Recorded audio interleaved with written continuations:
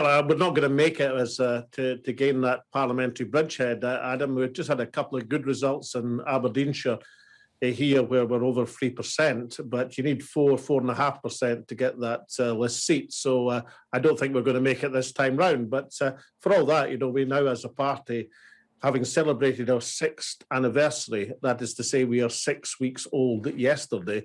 We've got 5,000 members, and we'll have the best part of 50,000 votes across Scotland.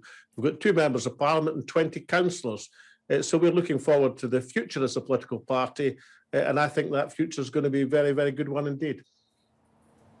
Well, the members of parliament, of course, are defectors from the SNP.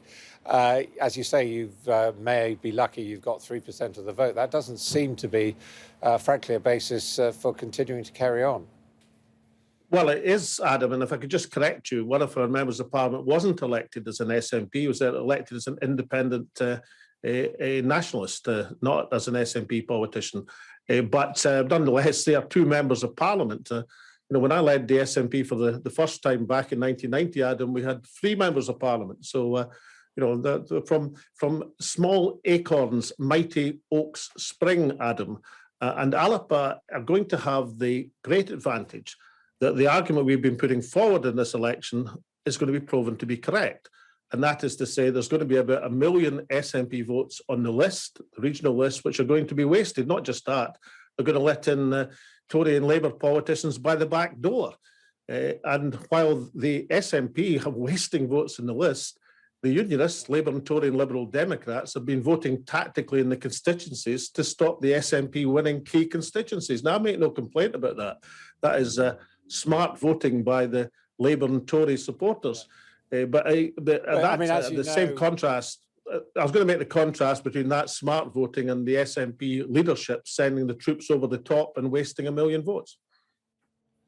But as you know, Nicola Sturgeon describes that as gambling and gaming the system. And it appears on this occasion Adam, your bets haven't come in.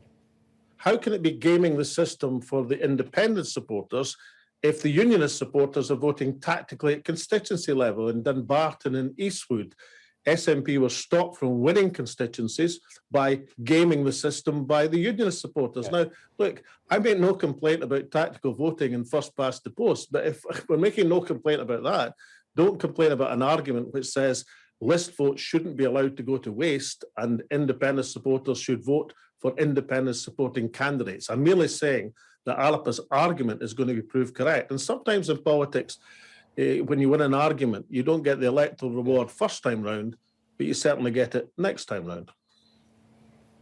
Mr. Salmond, you're going down fighting, but really as a political force, you personally are finished, aren't you? Well, I'm more concerned about Alba, and Alba as a party with our 5,000 members are planning our annual conference in June.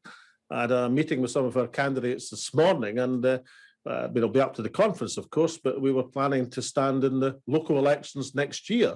So Alba will likely be contesting the next set of elections in Scotland. Look, in 6 weeks, Adam, 5,000 members, 2 members of parliament, 20 councillors. What about you? Are you going to stay on as leader? Are you going to carry on as a candidate? Well, who leads Alba will depend on the party conference. I'm the interim leader through this election. I was invited to do that, and I accepted that charge.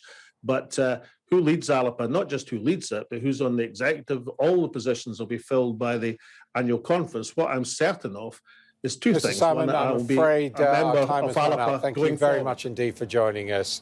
Lots more coming up on the elections here on Sky News.